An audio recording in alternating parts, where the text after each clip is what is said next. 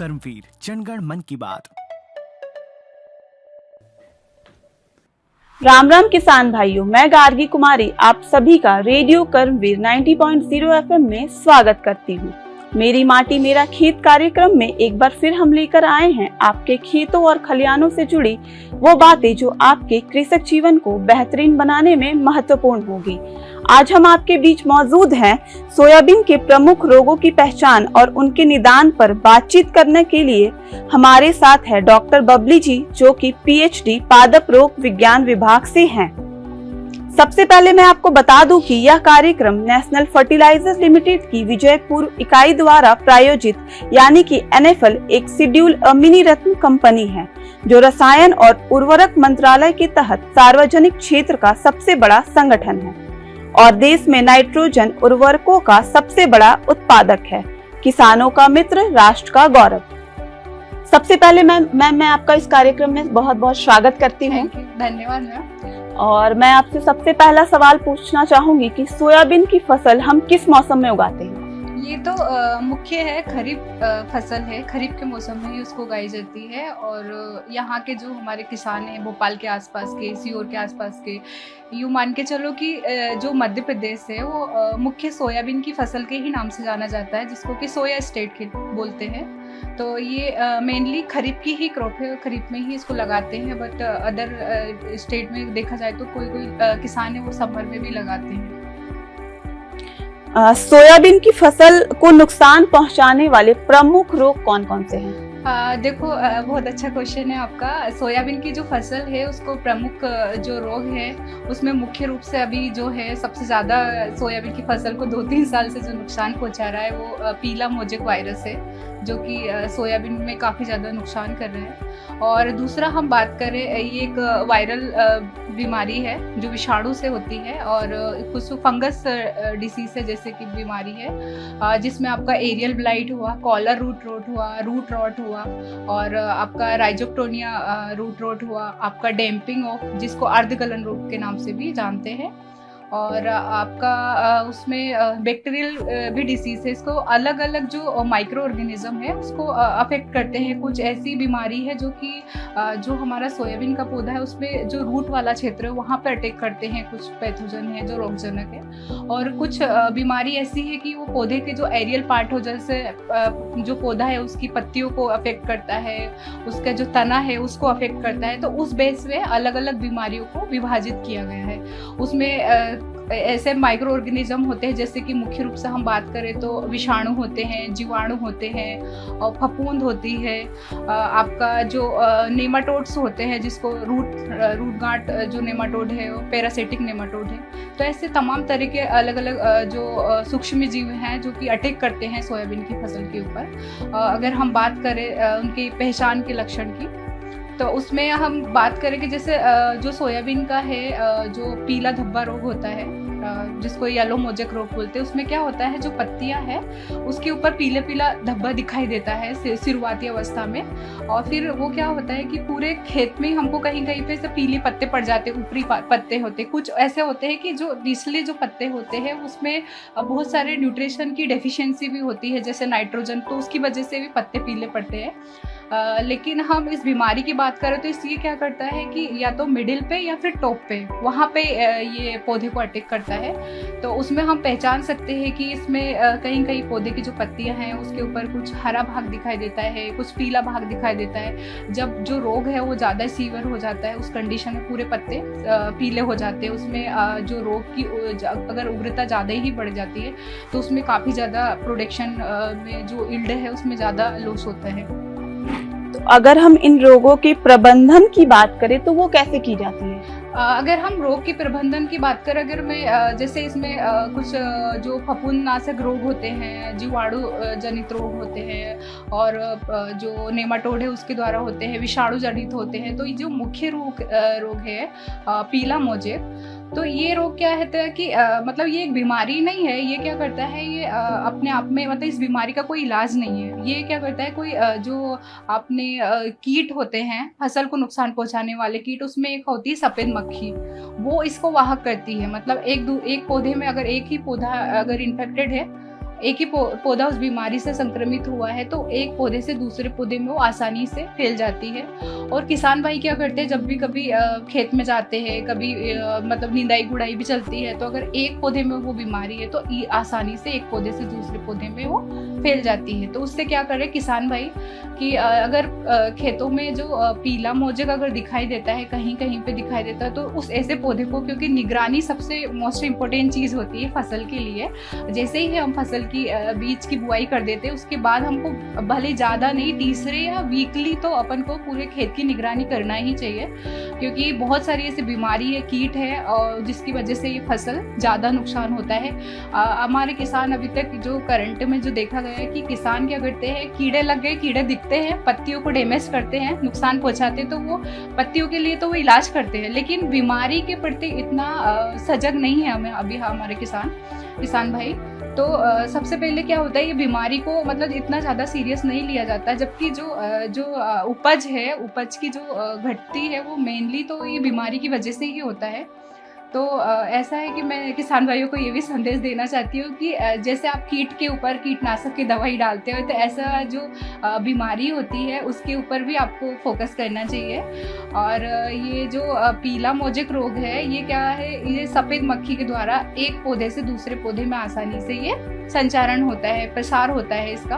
तो अगर कोई भी पौधा खेत में आपको दिखाई दे तो वहाँ से उसको तुरंत उखाड़ कर और थोड़ा दूर खेत से जाके वहाँ पे मिट्टी में दबा देना चाहिए। और दूसरी बात है कि अगर आपके खेत में ऐसा लग रहा है कि सफ़ेद मक्खी है, कीट का अगर प्रकोप है, या फिर जो एफिड है जिसको माहू बोलते हैं, अगर उसका वहाँ पर अटैक देखने को मिलता है, तो आपको हर 10 दिन या 15 दिन के अंतराल पर आपको नीम ऑयल की, सबसे सस्ता है, आपको नीम ऑयल की वहाँ पे स्प्रे करना चाहिए, जिससे कि मतलब पौधे के ऊपर आप स्प्रे करो। उससे क्या होता है कि सिर्फ एक वाइट फ्लाई ही नहीं, बाकी भी जो आपके अदर टाइप के जो कीड़े होते हैं, जैसे ये अभी सोयाबीन पे सेमी लूपर है, इसका ज़्यादा अटैक होता है, और बहुत सारे अलग अलग जैसे एफिड, जेसिड, वाइट फ्लाई, ये बहुत सारे ऐसे सकिंग इंसेक्ट होते हैं। ये भी 2 तरह के होते हैं, बाइटिंग टाइप के, तो चबाने वाले होते हैं और एक चूसने वाले होते हैं। कुछ कीड़े ऐसे होते हैं कि वो रस चूसते हैं फसल का, और उसी के बाद वहाँ पे वायरल का अटैक हो जाता है, जो वायरस डिसीज, विषाणु जिससे हम बोलते हैं। तो अगर ऐसी कंडीशन बनती है तो उनको 15 दिन के अंतराल पर या तो जो बाज़ार में एक नीम की खली मिलती है, जिसको नीम सीड कर्नेल के नाम से जानते हैं, अगर वो मिलती है तो उसको रात भर के लिए भिगो के रख दे, सुबह कपड़े से छान के, और उसका भी वो स्प्रे कर सकते हैं। तो ये काफ़ी अच्छा है।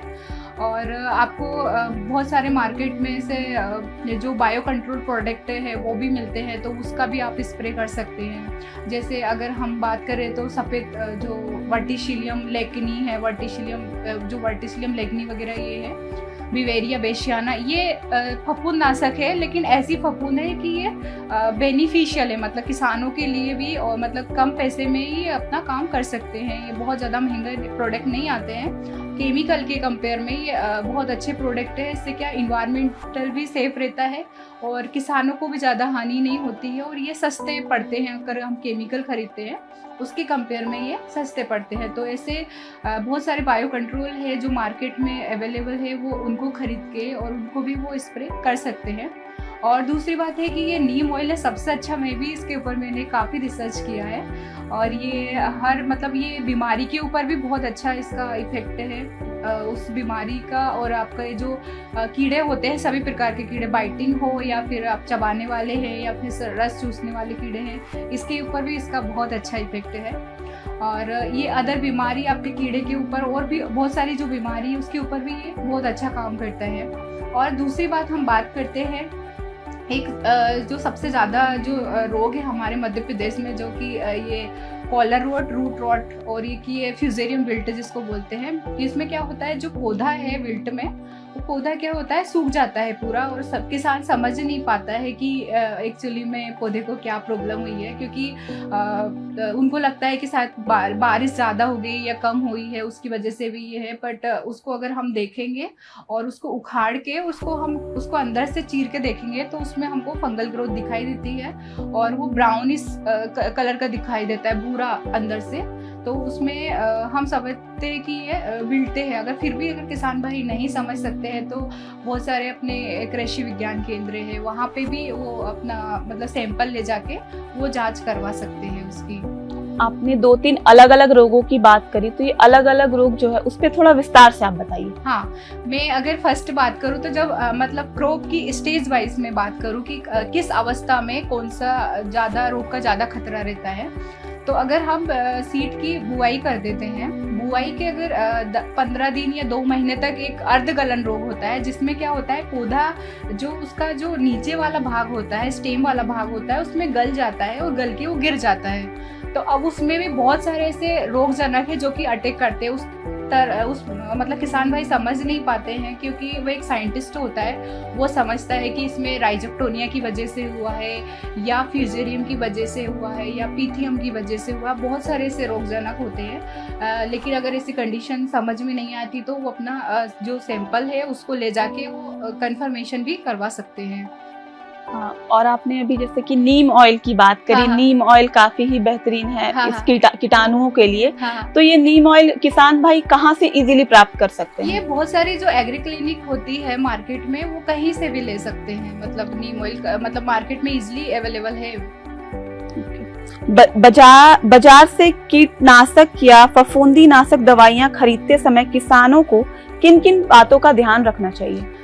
किसान भाइयों को सबसे मेनली चीज़ क्या होती है कि मैंने भी मतलब आजकल क्या बहुत फेक प्रोडक्ट भी आने लगे हैं। अच्छी कंपनी के प्रोडक्ट खरीदे, उसमें देखे कि अगर आप बायर के जैसे बायर हुआ, सिंजेंटा हुआ, कोरोमंडल हुआ, इनके प्रोडक्ट काफ़ी अच्छे होते हैं। एक चीज़ का ये भी ध्यान रखना पड़ता है, सबसे मेन चीज़ जो होती है कि कोई भी केमिकल, जैसे अपन क्या करते हैं जनरली किसान भाई क्या करते हैं कि हमारे पड़ोस वाले ने कौन सा केमिकल डाला है, या फिर केमिकल लेने जब वो जाते हैं तो अगर हम एक दुकान पे गए, ठीक है, एक दुकान पे गए, उसके पास दूसरी कंपनी का उसने बोल दिया कि 400 का, अगर हम थोड़े आगे गए उसने बोल दिया 350 का, तो हमको लगता है कि नहीं मतलब ये लूट रहा था। बाकी लूट नहीं रहा था, आपको टेक्निकल देखना है। सबसे मेन चीज़ तो है उसका जो टेक्निकल नेम होता है, क्योंकि मार्केट में कंपनी लोकल नेम, एक ट्रेड नेम होता है और एक टेक्निकल नेम होता है। तो सबसे मेन चीज़ होती है टेक्निकल नेम। टेक्निकल नेम को ही देख के आप प्रोडक्ट को खरीदें। जैसे कि कोई भी कंपनी है, जैसे आपको कोरोमंडल है, वो एक अलग नाम से अपना प्रोडक्ट बेचेगी।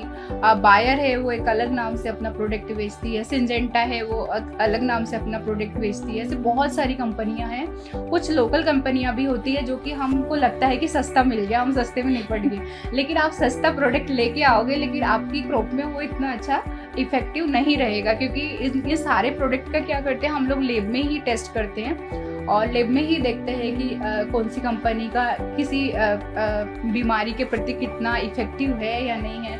कभी कभी किसान भाई क्या करते हैं कि दवाई डाल देते हैं और वो ये नहीं चेक करते हैं कि इसका टेक्निकल क्या है, क्योंकि टेक्निकल ही मेन होता है।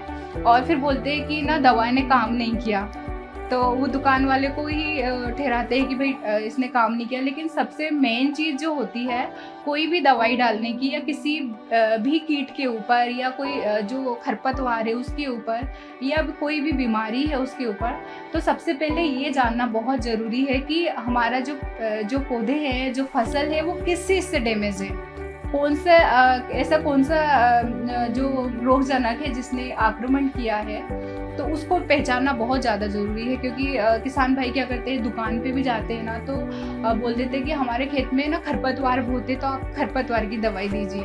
लेकिन वो उनको ये सैंपल लेके जाना चाहिए कि खरपतवार भी बहुत सारे टाइप्स के होते हैं, अलग अलग फैमिलीज होती है उन खरपतवारों की, तो खरपतवार की पहचान भी करना ज़रूरी होती है। ऐसे ही बीमारी होती है, बीमारी में भी आपकी बहुत सारे, अगर हम क्लासिफिकेशन में बहुत ज़्यादा डीपली हो जाएगा, क्लासिफिकेशन में जाना चाहे तो बहुत अलग अलग ग्रुप की जो बीमारियां हैं वो अटैक करती है। तो अगर आपको ऐसा लगता है कि बीमारी के ऊपर जो ऐसे पत्ते बन गए हैं, पीले पीले कलर के धब्बे बन रहे हैं उसके ऊपर गोल गोल, तो ऐसी कंडीशन अगर बनती है तो बहुत सारे दवाई हैं, जैसे कि ट्यूबिकोनाजोल हुआ, प्रोपिकोनाजोल हुआ, उसको 0.1% के हिसाब से भी वो किसान भाई स्प्रे करवा सकते हैं। तो ये काफ़ी इफेक्टिव है। जैसे कोई ऐसा लग रहा है आपको कि पौधा है वो अचानक ही मृत्यु हो रही है, सडनली उनकी मृत्यु हो रही है, तो उसको उस कंडीशन में किसान भाई उसको पहचानने के लिए क्या करे कि पौधे को उखाड़ के देखे। तो अगर वो ईजिली उखड़ गया है तो उसको उखाड़ने के बाद उसमें देखे कि कोई मतलब ऐसे काली कलर की जो ग्रोथ है, काला कलर का तो नहीं हुआ उसका स्टेम, या फिर अंदर है वो ऐसे ब्राउन कलर का, मतलब भूरा तो नहीं पड़ा है अंदर। अगर ऐसी कंडीशन उनको देखने को मिलती है तो वो दवाई का स्प्रे कर, जैसे थायोफिनेट मिथाइल है, ये भी बहुत अच्छा इफेक्टिव है जो रूट वाली बीमारी के लिए। और एक बात ये भी है कि जो बहुत सारे किसान भाई ऐसे बोलते हैं कि मैडम बीमारी आती कहाँ से है। सबसे मेन चीज़ ये तो बीमारी का आने का ये रीज़न होता है, बीमारी भी अलग अलग बेस के ऊपर क्लासिफिकेशन है। जैसे कि कुछ बीमारी ऐसी होती है कि हवा के द्वारा एक खेत से दूसरे खेत में आसानी से चली जाती है। कुछ ऐसी होती है कि किसान भाई क्या करते हैं, गर्मी के मौसम में सही तरीके से कल्चरल प्रैक्टिस अगर फॉलो नहीं करी है उन्हें, पहली जो फसल है उसके जो पहली फसल के जो रेसिड्यूज है वो अगर उसमें पड़े हैं तो वो पड़े काफ़ी टाइम हो जाता है। तो उस टाइम क्या होती है, कुछ ऐसी बीमारी होती है जो कि मिट्टी से बोर्न होती है, मतलब सॉइल बोर्न जिसको हम बोल सकते हैं। कुछ बीमारी ऐसी होती है कि वो सीड बोर्न होती है। कुछ ऐसी होती है कि हवा के द्वारा उनका सर्वाइव होता है। कुछ बीमारियों का हमारे ह्यूमन के द्वारा भी होता है। जैसे अगर हम वायरस की बात करें तो ह्यूमन कॉन्टेक्ट से भी ये होता है। अगर हम एक पौधे के पास गए, वहीं से निकल के आगे गए तो हमारे पौधे क्या होते हैं, इन्फेक्टेड होते हैं। तो अगर ऐसी कंडीशन बनती है कि ऐसी कोई बीमारी है जैसे कि, तो वहाँ पे मतलब लोगों का जाना कम होना चाहिए ऐसी कंडीशन में। तो किसान भाई अलग अलग जो रोग है उसका पहचान किसान भाई कैसे करेंगे? उसका देखो ऐसा होता है कि जैसे मैंने आपको बताया है कि कुछ रोग ऐसे होते हैं कि पत्तियों के ऊपर अटैक करते हैं, कुछ होते हैं कि जो कि रूट के ऊपर अटैक करते हैं। तो पत्तियों पे मेनली क्या होता है, एक अभी अपने मध्य प्रदेश में 2-3 साल से एक बीमारी आई है जिसमें अचानक मित्ती सिंड्रोम के नाम से उसको जानते हैं। तो उसमें क्या होता है कि जो सिराएं होती है, पत्तियों की जो सिराएं, उसमें नाव के आकार के से धब्बे बनते हैं। तो वहाँ पे जो धब्बों अलग अलग जो बीमारी है वो भी क्या होती है, जैसे हम लीफ पे ही बात करें तो उसमें भी बहुत सारी आधा दर्जन से ज़्यादा ऐसी बीमारी है जो कि लीफ के ऊपर अटैक करती है। जैसे हम बात करें लीफ स्पॉट है, तो लीफ स्पॉट से क्या है, एक कॉन्सेंट्रिक रिंग टाइप का बनता है, सर्कोस्पोरा लीफ स्पॉट। तो उसमें ऐसी कॉन्सेंट्रिक रिंग बनती है। अगर हम सिंड्रोम की बात करते हैं तो इसमें क्या होता है, अचानक मृत्यु सिंड्रोम। तो ये एक ऐसी बीमारी है, ऐसी फंगस है जो कि पत्ते उसमें जो हमारा सोयाबीन का पौधा है उसमें जो जड़ में अटैक करता है। तो जड़ में अटैक करता है तो पत्तियों के ऊपर ऐसे नाव के आकार के उसके धब्बे दिखाई देंगे, मतलब उनके सिराओं के बीच, पत्तियों की जो सिराएं हैं उसके बीच में उसके धब्बे दिखाई देंगे। और अगर मैं बात करूँ जैसे नेमाटोड है, नेमाटोड की अगर हमको पहचान करनी तो एक रूट नॉट नेमाटोड है जो कि अपने मध्य प्रदेश में बहुत ज़्यादा इसका अटैक होता है। तो किसान भाई उस कंडीशन में क्या करे, पौधे को उखाड़ के और उसमें देखे ऐसी गांठें बनती है अंदर, गांठों से हम उसको पहचान सकते हैं कि ये, क्योंकि गांठें भी दो तरह की बनती है। एक तो राइजोबियम जो है बैक्टीरिया है वो गांठें बनाता है जो कि पौधे के लिए बहुत मतलब बेनिफिट होता है, उसका फायदा होता है। और एक बीमारी की वजह से भी उसमें गांठें बनती है। तो उसको पहचानने का इजीली तरीका है कि वो जो नूडल जो बनती है वो ऐसे बैगनी कलर की उसमें दिखाई देती है। बाकी अगर हम नेमाटोड की बात करें तो जो सोयाबीन में जो गांठें होती है उसको तोड़ेंगे तो ऐसे ही टूट जाएगी जो कि बेनिफिशियल होती है। बट अगर हम नेमाटोड की वजह से अगर उसमें अटैक हुआ तो वो ईजिली पुल आउट नहीं होती, वो थोड़ा उसका जो रूट वाला भाग है वो तो फूल जाता है बहुत ज़्यादा। तो वो इजीली हम उसको पहचान सकते हैं। और उसमें पौधे के ऊपर वाले भाग क्या होता है, ऐसे ना पूरा मरता नहीं है वो पौधा। अगर हम सुबह 10 बजे से शाम को 4 बजे तक देखें तो पौधा मुरझाया हुआ हमको दिखाई देता है। वो शाम को अगर हम देखेंगे ना 6-7 बजे तो हमको वैसा ही लगता है, लेकिन दिन के टाइम वो मुरझाया हुआ लगता है। तो मतलब डल सा लगता है। अब जैसे कि सब बच्चा बीमार हो जाता है तो वो ठीक से खा नहीं पाता है, बोल नहीं पाता है। तो ऐसे पौधे बोलते नहीं हैं लेकिन वो अपने ऐसे साइन दिखाते हैं। तो जो पौधे के जो डॉक्टर है वो समझ जाते हैं कि नहीं पौधे को कुछ तो हुआ है।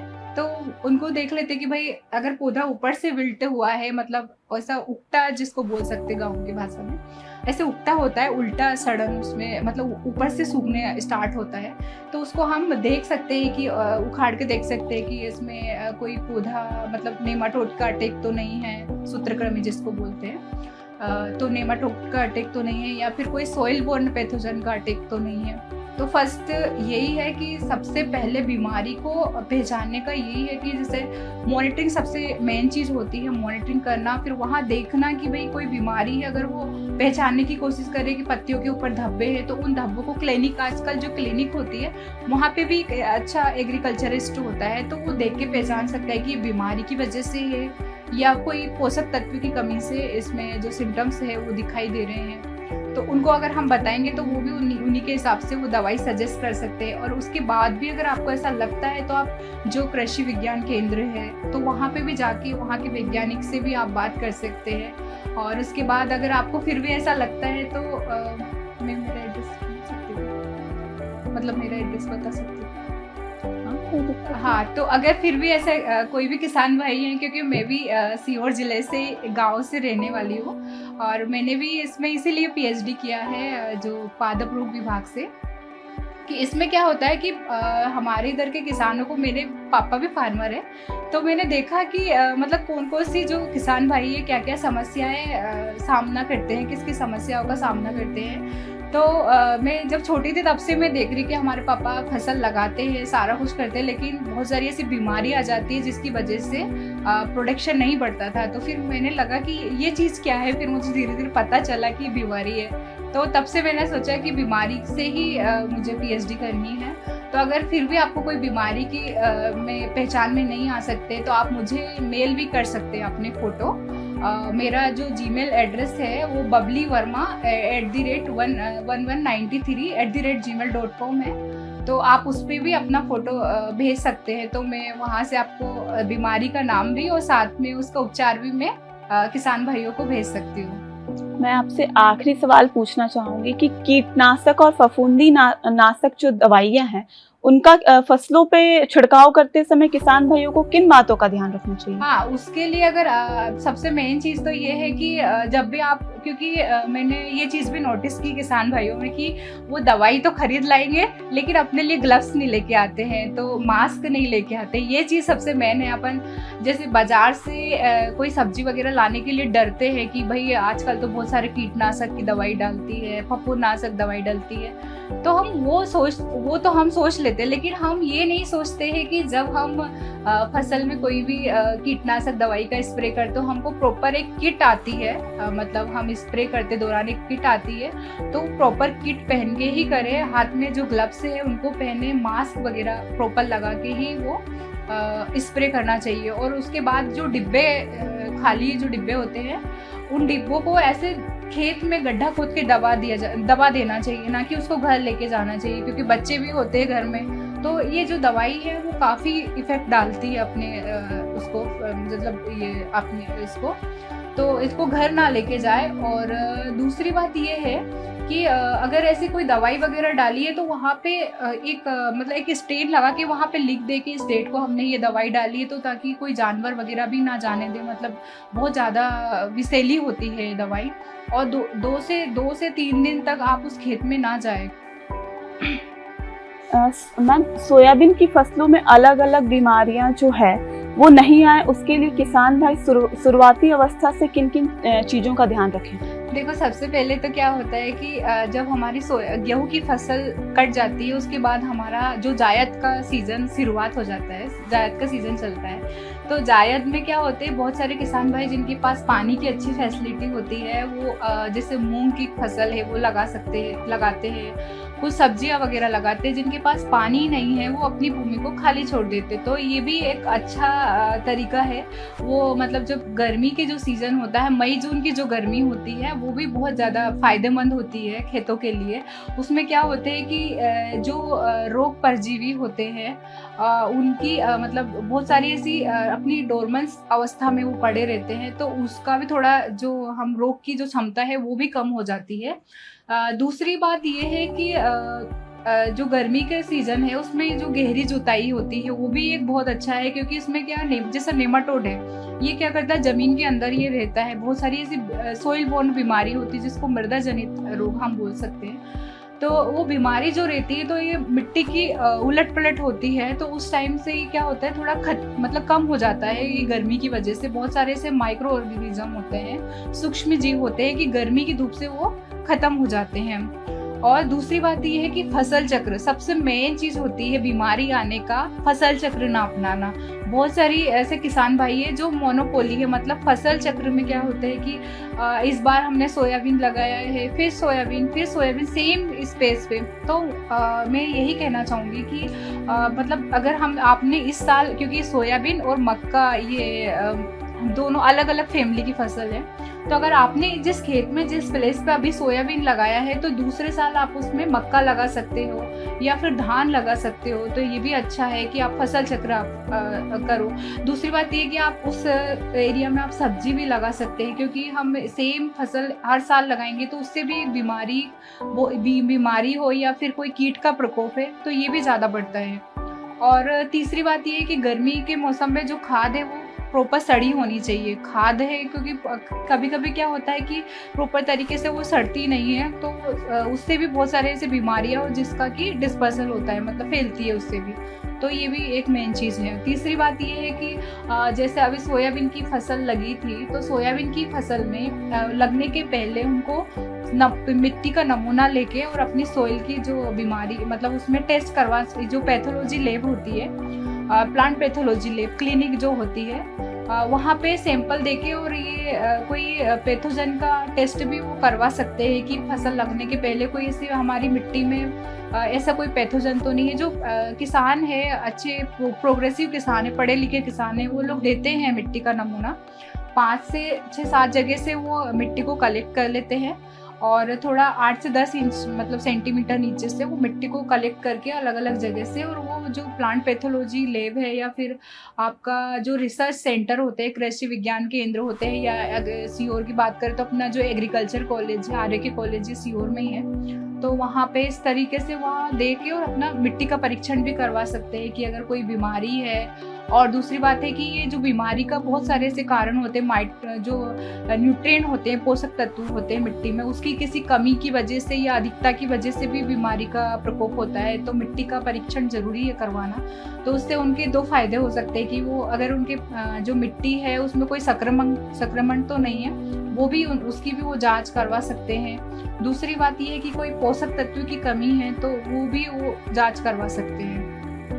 तो जैसा कि अभी हमने अलग अलग बीमारियों की बात करी, तो उन अलग अलग बीमारियों को पहचान करने की क्या क्या प्रोसेस हो सकते हैं?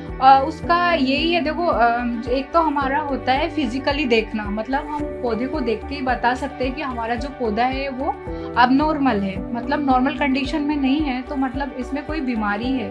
अब बीमारी से भी हम देख सकते हैं, जैसे हमने एक पौधा देखा, उसमें पत्ती वाला भाग हम देखेंगे सबसे पहले कि ऊपर की टॉप की पत्तियां देखेंगे, तो ऊपर की पत्तियां क्या ठीक है, क्या कोई पत्तियों के ऊपर ऐसे प्याले नुमा संरचना तो नहीं बन रही, पत्ती मुड़ी हुई तो नहीं है, पत्ती ऊपर उठी हुई तो नहीं है, नीचे तो ऐसी तो नहीं है कटोरा नुमा जो संरचना होती वैसे तो नहीं। अगर ऐसा है तो मतलब वहाँ पे जो रस चूसक इंसेक्ट है, पेस्ट हैं, कीट है, उनका अटैक है, तो उस चीज़ की भी हमको निगरानी करनी चाहिए। और दूसरी बात है कि पत्तियों के ऊपर ऐसे धब्बे बनते हैं, धब्बे को भी देख लेना चाहिए कि धब्बे तो नहीं है, ऐसे गोल धब्बे हैं या किस टाइप के धब्बे। अगर ऐसे धब्बे दिखाई देते हैं तो उनको मतलब अगर जांच कर नहीं हो सकती तो फिर वो प्रॉपर दवाई का स्प्रे भी वो कर सकते हैं वहाँ पे। और उसके बाद उनके जो तना वाला भाग है, कोई बहुत सारी ऐसी बीमारी होती है जो कि तने के ऊपर अटैक करती है, तो अपन तने को भी देख सकते हैं कि तने के ऊपर ऐसे भूरा धब्बे तो नहीं दिखाई दे रहे हैं या काले कलर के धब्बे तो नहीं दिखाई दे रहे हैं। उसके जो कॉलर रीजन होता है जिससे हमारा पौधा लगता है, जिससे जो जड़ होती है वो अटैच होती है, वहाँ का भी भाग चेक कर लेना चाहिए। और तीसरी बात ये कि अगर पौधा ऐसा लग रहा है कि भाई पौधा तो बहुत वीक लग रहे हैं हमको, हमारी फसल मतलब बहुत ज़्यादा वीक लग रही है और मतलब उसको उखाड़ के देख लेना चाहिए एक आध पौधे को, तो उसमें मतलब जो नीचे वाला भाग है उसका स्टेम वाला भाग उसको देख लेना चाहिए कि इसमें कोई अंदर तो कोई ग्रोथ वगैरह नहीं है। और दूसरी बात ये है, यहाँ तो हम ये फिजिकली हो गया, मतलब हम मार्फोलॉजिकली उसको देख सकते हैं कि ये है। अगर वहाँ से भी क्योंकि किसान भाई नहीं कर पाते कंफर्मेशन, तो उसकी वजह से प्रॉपर वो डिसीजन नहीं ले पाते कि एक्चुअल में ये रीज़न क्या है, और कोई सी भी दवा लाके उन्हें स्प्रे कर दिया।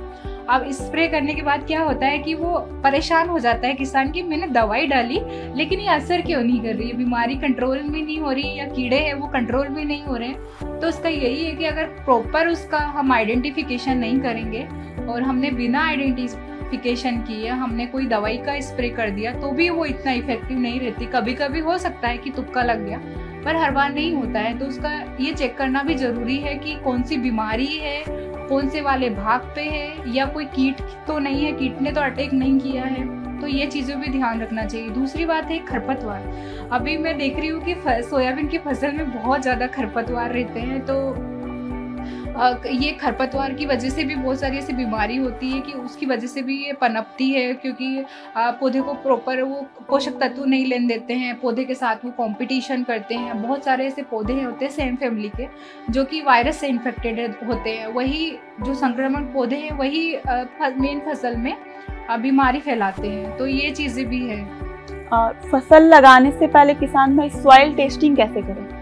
सॉइल टेस्टिंग के लिए ऐसा है कि 5-6 जगह से मिट्टी का नमूना कलेक्शन करें, और वो जो सॉइल टेस्टिंग लैब है आजकल तो गवर्नमेंट की भी चल रही है, तो वहाँ पे जाके वो अपना नमूना टेस्ट करवा सकते हैं कि किस पोषक तत्व की कमी है। क्योंकि कभी कभी ये होता है कि जो बीमारी आने का एक कारण ये भी होता है पोषक तत्व, बहुत सारे कीट आने का कारण भी यही है, पोषक तत्व भी हो सकता है। वैसे तो बहुत सारे कारण हैं, लेकिन उस कारण में से एक कारण ये भी है कि पोषक तत्व, अगर हम कोई जैसे हम बात करें नाइट्रोजन की या फास्फोरस की या पोटास की, इनकी अधिकता हुई है या कमी हुई है, तो वो भी क्या पौधे को मतलब वीक बना देता है। मतलब अपन की जैसे कैसे कोई बच्चा है उसको आयरन की कमी हो गई तो वो बच्चा कैसा वीक होता है, ऐसे पौधे भी होते हैं। अब जब कोई भी इंसान वीक होता है या पौधे भी वीक होते हैं तो उससे बहुत सारे ऐसे रोगजनक है जो कि पौधे के ऊपर अटैक करते हैं, या फिर कीट है वो भी अटैक करते हैं। अभी आप सुन रहे थे सोयाबीन की फसलों में प्रमुख रोग की पहचान और निदान के बारे में काफी चर्चा हमने डॉक्टर बबली जी से की। उन्होंने काफी कुछ बताया जो कि किसान भाइयों के लिए काफी उपयोगी होगा। आशा करती हूँ आपको ये कार्यक्रम पसंद आया होगा। मेरी माटी मेरा खेत कार्यक्रम में आज के लिए इतना ही। तब तक के लिए आप सुनते रहें रेडियो कर्मवीर 90.0 FM। आओ हम सब थामे हाथ, गाँव शहर के करेंगे बात, खेतों और खलियानों से जुड़कर करेंगे जनगण मन की बात। 90.0 FM रेडियो कर्मवीर सुन रहे हैं आप। रेडियो कर्मवीर जनगण मन की बात। रेडियो कर्मवीर हम हैं आपके साथ। रेडियो कर्मवीर जनगण मन की बात।